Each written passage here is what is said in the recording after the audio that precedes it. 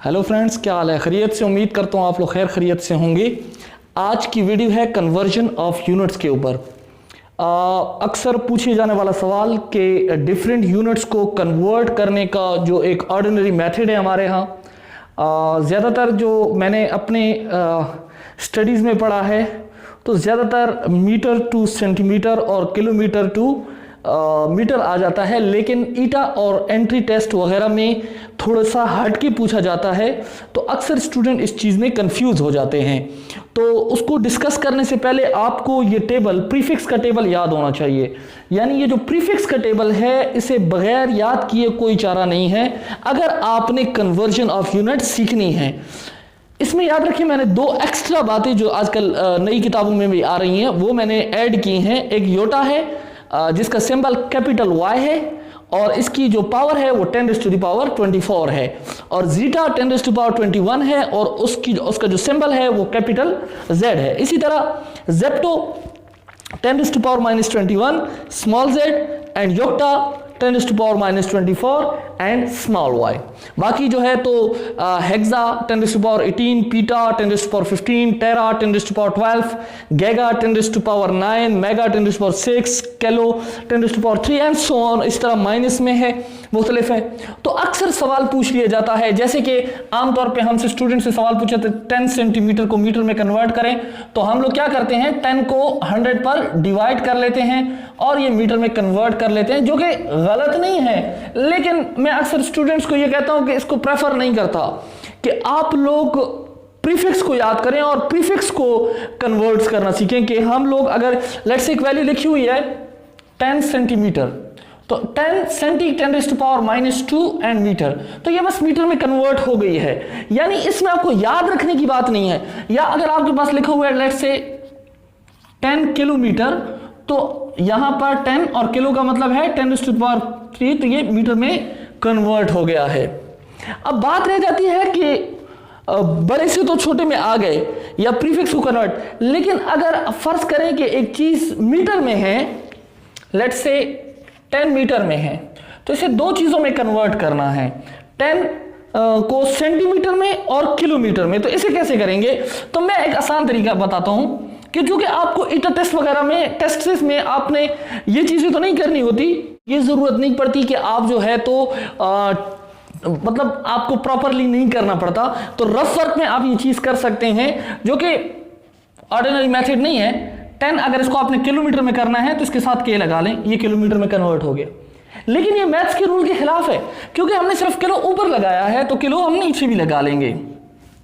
तो अब ये किलो जब ऊपर आएगा तो 10⁻³ हो जाएगा किलोमीटर। या अगर इसको हम प्रॉपरली नंबर में लिखें तो 1, 2 एंड 3, तो 0.01 किलोमीटर। यानी 10 मीटर जो है वो किसके बराबर हो गया? 0.01 किलोमीटर के। इसी तरह अगर इसको सेंटीमीटर में कन्वर्ट करना है, लेट्स से हम 100 को सेंटीमीटर, तो सेंटीमीटर लगा लें। लेकिन फिर वही बात कि रूल की खिलाफ वर्जी है, लिहाजा यहां पर सी एक और भी लगा लेंगे। अब सेंटी का मतलब 10⁻² है, ऊपर आ गया +2 सेंटीमीटर, तो 10⁻² का मतलब है 100, ये हो जाएगा 1000 सेंटीमीटर। तो जैसा कि आप यहां पर देख रहे हैं कि कितने आसानी के साथ आप कन्वर्जन कर सकते हैं। तो बिल्कुल इसी तरह आप मुख्तलिफ यूनिट से, जब आप एक यूनिट से दूसरे यूनिट में जाते हैं, छोटे से बड़े या बड़े से छोटे में, तो आपने यही काम करना होगा। फर्ज करें हमारे पास यहाँ है 72 किलोमीटर पर आवर और कोई हमें कहता है कि इसको मीटर पर आवर में कन्वर्ट करें। अगर आप इसको ऑर्डिनरी मेथड से करेंगे, यानी आप अपने जहन में रखेंगे कि किलोमीटर को मीटर में और आवर को सेकंड में और उसको, तो बहुत मुश्किल हो जाएगी स्टूडेंट्स, क्योंकि आपके पास इतना टाइम भी नहीं होगा, आपके पास कैलकुलेटर भी नहीं होगा। तो आप जस्ट जो है तो पावर्स को याद रखें। तो 72 किलो का मतलब है 10⁻³ और आर का मतलब है, सॉरी यहां सेकंड है, आर का मतलब है 3600 सेकेंड्स। तो यानी 1 आवर की जगह 3600 सेकेंड लिख सकते हैं। 72 10⁻³ का मतलब है 1000 डिवाइडेड बाय 3600 और मीटर पर सेकेंड 00 के साथ 71, और ये आपके पास आ जाएगा 20 मीटर पर सेकेंड। मतलब ये हुआ कि 72 किलोमीटर पर आवर जो है वो आपके पास 20 मीटर पर सेकेंड के बराबर है। इसके अलावा अगर कोई आपको कह दे कि फर्ज करें कोई आपको कह दे कि 20 ग्राम पर सेंटीमीटर क्यूब है, 20 ग्राम पर सेंटीमीटर क्यूब, और कोई आपसे कहे कि इसको कन्वर्ट करना है किसमें, किलोग्राम पर मीटर क्यूब में कन्वर्ट करना है, किलोग्राम पर मीटर क्यूब, यानी ग्राम के साथ किलो आना चाहिए और सेंटी को हटा के मीटर क्यूब बना लेना चाहिए। बहुत ही आसान, अगर आप मेरी इन बातों पे अमल करेंगे बहुत ही आसान है। किस तरह, 20 और इसके साथ आप शुरू में फर्ज करते हैं ग्राम है तो 20 इसके साथ लगा लें, किलोग्राम बन गया, और उसी तरह किलो को डिवाइड कर लें। सेंटी का मतलब है, ऊपर आप टेबल याद है मुझे, -2 है, लेकिन चूंकि यहां सेंटीमीटर क्यूब है, याद रखें स्टूडेंट्स कि ये जो पावर होती है सेंटीमीटर क्यूब, ये सिर्फ मीटर क्यूब के ऊपर नहीं है बल्कि सेंटी के ऊपर भी है, लिहाजा 10⁻² होल पावर क्यूब, तो ये आपके पास सेंटी क्यूब जो है 10⁻⁻6 के बराबर हो जाएगा, और मीटर क्यूब। अब जैसा कि हम जानते हैं कि किलो किसके बराबर है, 10⁻³ के बराबर है, तो ये आपके पास 20 किलोग्राम पर मीटर क्यूब, और इससे आपके पास 10⁻³ आ जाएगा, जो कि ऊपर जाएगा तो 10⁻+3 किलोग्राम पर मीटर क्यूब, और 20 और 1000 किलोग्राम पर मीटर क्यूब आ जाएगा स्टूडेंट्स। तो जैसे कि स्टूडेंट्स आप देख रहे हैं, अगर आपको प्रीफिक्स याद है तो बहुत ही आसान है कन्वर्जन, और अक्सर औकात इसमें से सवाल आ जाता है और स्टूडेंट्स को यही प्रॉब्लम होती है कि कन्वर्जन में उन्हें प्रॉब्लम होती है। तो स्टूडेंट्स, अगर आप ईटा, MD-CAT वगैरह देने की ली हैं, अगर आप एस्पिरेंट्स हैं और आप देना चाहते हैं, मेडिकल इंजीनियरिंग कॉलेज में दाखिला लेना चाहते हैं, प्रीफिक्स को याद रखें और प्रीफिक्स के जरिए कन्वर्जन को सीखें। अगर इसके अलावा एक दूसरी बात कि इनका आपस में रिलेशन, यानी इनको आपस में रिलेट करना, कभी लास्ट टाइम 2019 में आई थिंक क्वेश्चन आया था कि इनको आपस में रिलेट करने का कहा गया था।